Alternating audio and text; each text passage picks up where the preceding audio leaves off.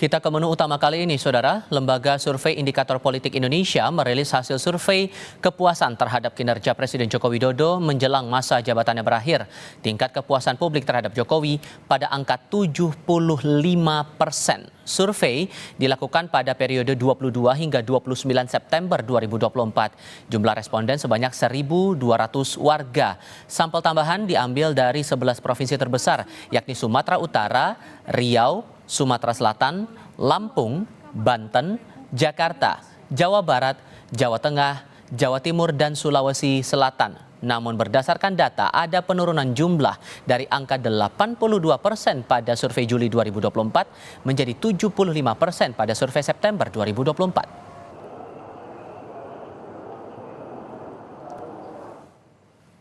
Dari survei Indikator Politik Indonesia, 15,04% responden sangat puas, 59,92% cukup puas, 20,21% kurang puas, 4,23% tidak puas sama sekali, dan 0,60% tidak tahu. Karena di periode bulan Juli itu 82,82%. Sebenarnya eksaknya itu 81,6. Kemudian survei terakhir 75%. Jadi Pak Jokowi approval-nya 75% cukup lumayan. Tetapi kalau dibandingkan dengan survei sebelumnya ada penurunan kurang lebih 7%. Sebelumnya, Litbang Kompas juga merilis kepuasan terhadap kinerja pemerintahan Jokowi Ma'ruf Amin. Dalam survei yang digelar 27 Mei hingga 2 Juni 2024 dengan melibatkan 1.200 responden dengan tingkat kepercayaan 95%, pada periode Juni 2024, 75,6% puas, 24,4% tidak puas dengan pemerintahan Jokowi Dodo Ma'ruf Amin. Sementara itu, dalam survei Desember 2023, 73,5% puas dan 26,5% tidak puas.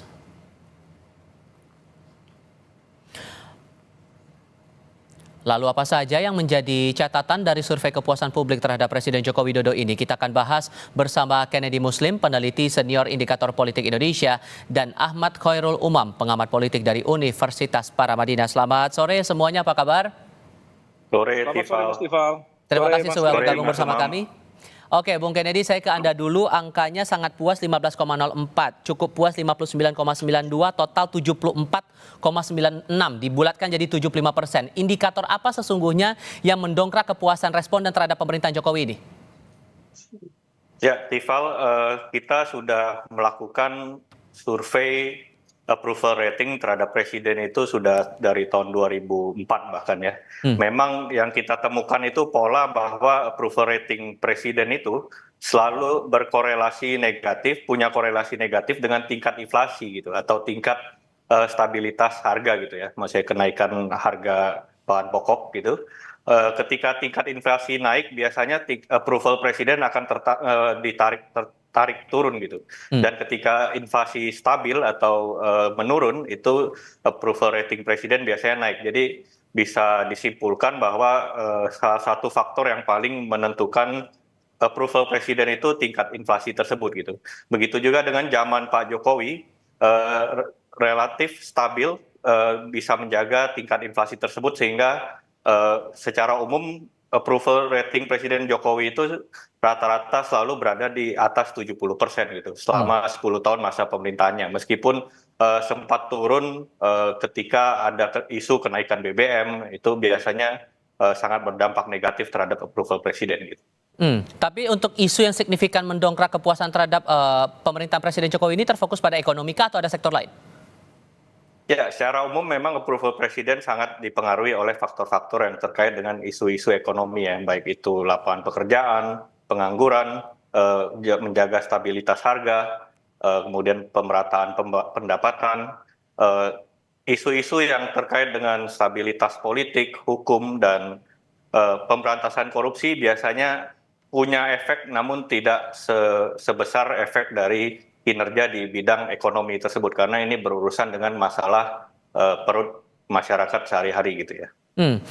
Tapi masih ada catatan 24,44% yang kurang puas dan tidak puas begitu dari survei yang ditangkap hari ini. Itu lebih tersoroti pada aspek atau indikator apa? Ya, kalau kita breakdown dari sisi demografi, memang tingkat ketidakpuasan terhadap Presiden Jokowi ini ada beberapa faktor demografis ya yang bisa menjelaskan itu. Dari sisi etnis, dari sisi agama itu berpengaruh signifikan gitu terhadap kepuasan terhadap Jokowi. Dan basis-basis mereka yang tidak puas terhadap Jokowi pun juga selama 10 tahun terakhir kami melihat tidak banyak dinamika ya, Mas ya, di kalangan masyarakat etnis Minang, kemudian etnis Betawi, belakangan memang ada fenomena menarik gitu di etnis Batak itu kepuasan terhadap Pak Jokowi menurun gitu loh.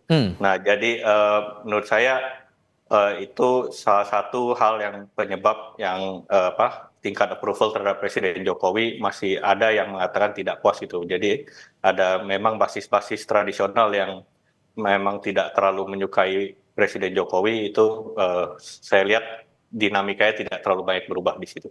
Oke, Mas Umam begini, kalau di indikator tadi sudah dicatatkan bahwa dalam survei terakhir hampir digenapkan 75% responden puas.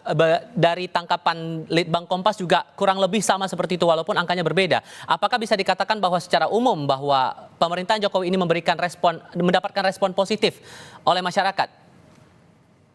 Ya, Mas Tifal, dalam konteks ini, survei ini adalah survei opini publik.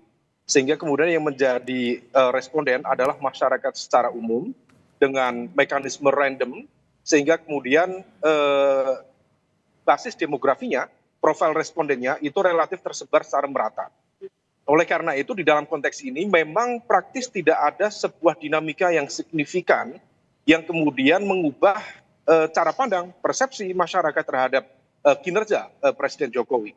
Dan hal ini juga menegaskan bahwa evaluasi-evaluasi kritis terhadap pemerintahan, terhadap proses pemilu 2024 yang lalu, bicara politik dinasti, bicara tentang konteks autocratic legalism yang kemudian memberikan ruang bagi proses pemilu, hal itu betul-betul hanya berkutat pada level kelas menengah atas.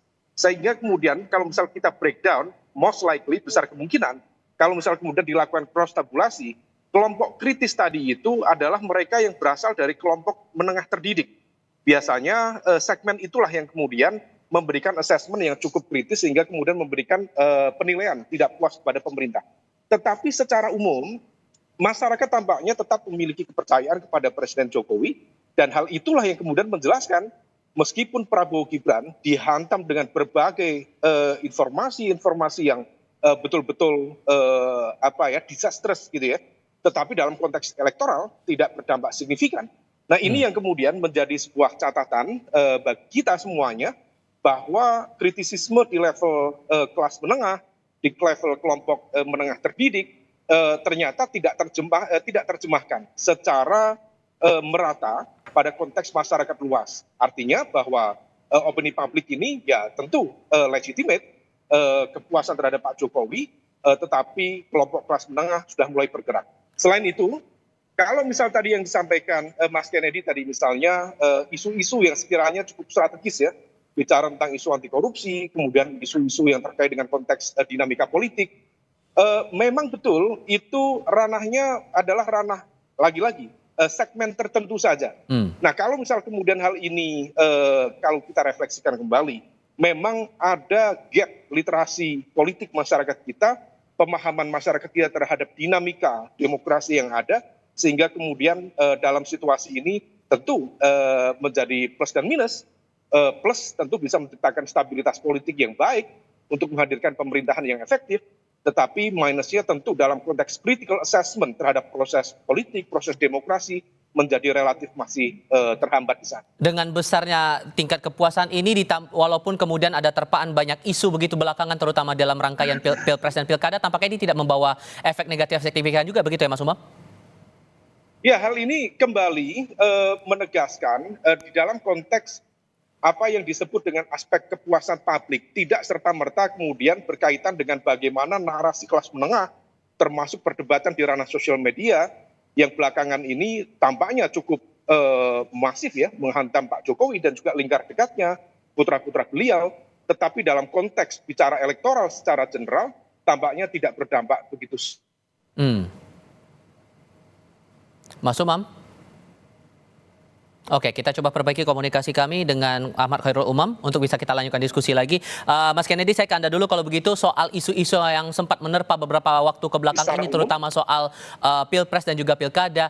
Ini juga menarik untuk dicermati. Apakah ini tidak membawa efek juga selama survei dan tampaknya tidak ada pengaruh juga ya untuk tingkat kepuasan publik terhadap pemerintahan Presiden Jokowi ini? Ya, tadi seperti sudah dijelaskan sangat baik oleh Mas Umam, apa yang menjadi catatan kritis dari kelas menengah dan juga yang kalau kita melihat di sosial media itu sangat sangat kencang ya serangan terhadap Presiden Jokowi dan keluarganya. Ternyata ini tidak menular kepada publik secara luas gitu loh. Karena Indonesia ini kan punya ketimpangan dari akses informasi dan juga akses minat untuk mengikuti isu politik sehari-hari gitu loh. Oleh karena itu, apa yang menjadi penilaian masyarakat terhadap tingkat kepuasan mereka terhadap kinerja Presiden Jokowi itu sangat ditentukan sama apa yang menjadi yang terlihat oleh mereka sehari-hari dan juga dirasakan oleh mereka sehari-hari. Dan secara Spesifik umum, soal putusan MK saat itu, masalah pencalonan usia capres-cawapres itu ada pengaruh tidak, Mas? soal MK tentu ada pengaruh, tapi balik lagi ke rumus awal tadi, ini hanya berpengaruh ke masyarakat berpendidikan tinggi dan kelas menengah gitu. Tapi secara umum masyarakat setuju dengan putusan tersebut.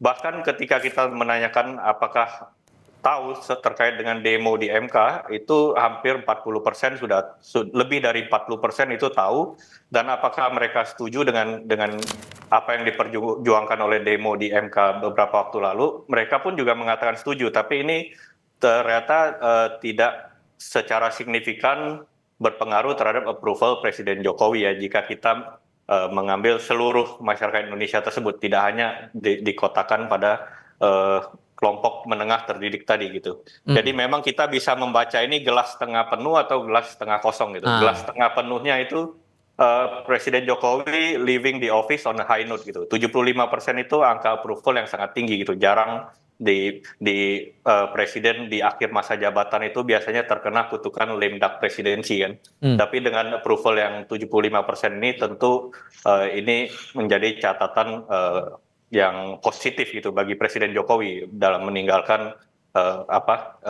term di office-nya gitu. Tapi catatan gelas setengah kosongnya tentu saja ada penurunan yang cukup signifikan ya, karena ini Pak Jokowi kan 2 bulan lalu itu kalau di survei kami itu masih di angka 82%, dan drop sebesar 7% itu angka yang cukup signifikan gitu drop. Oke, dropnya itu apakah berhubungan langsung dengan pandangan publik soal praktik demokrasi yang berlangsung sekarang ini?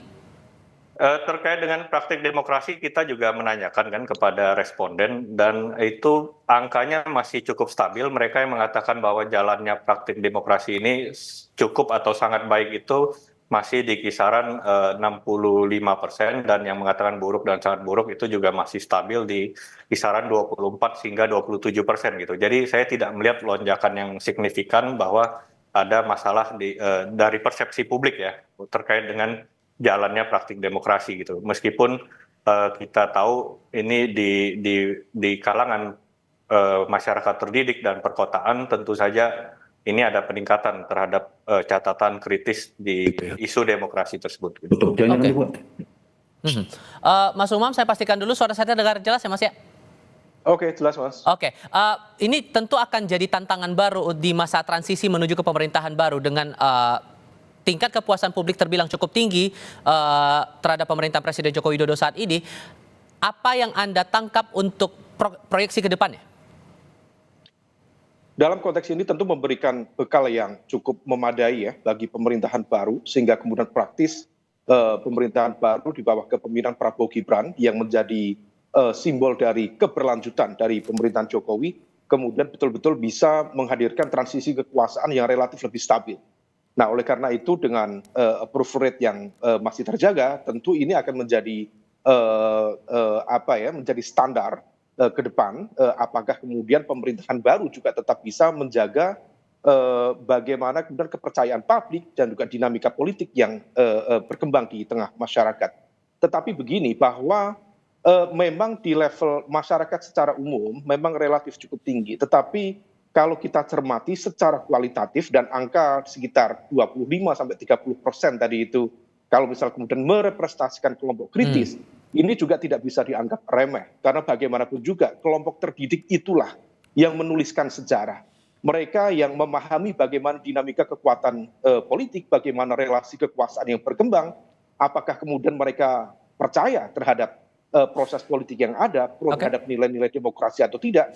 Nah, ini yang kemudian titik kecil tetapi memberikan impact jangka panjang. Mereka yang akan menuliskan sejarah, mereka yang akan memberikan assessment terhadap jalannya sebuah pemerintahan. Oleh karena itu, dinamika selama pilpres, selama pemilu yang lalu tentu harus menjadi sebuah pelajaran penting bagi pemerintahan baru supaya juga tetap menjaga stabilitas politik, menjaga kekuatan elektoral, approval rate, tanpa kemudian harus memberikan impact signifikan terhadap nilai-nilai dan juga prinsip demokrasi di Indonesia. Baik, Mas Kennedy dari Indikator Politik Indonesia, terima kasih. Mas Khairul Umam juga terima kasih sudah berdiskusi bersama kami. Sehat selalu semuanya, selamat sore.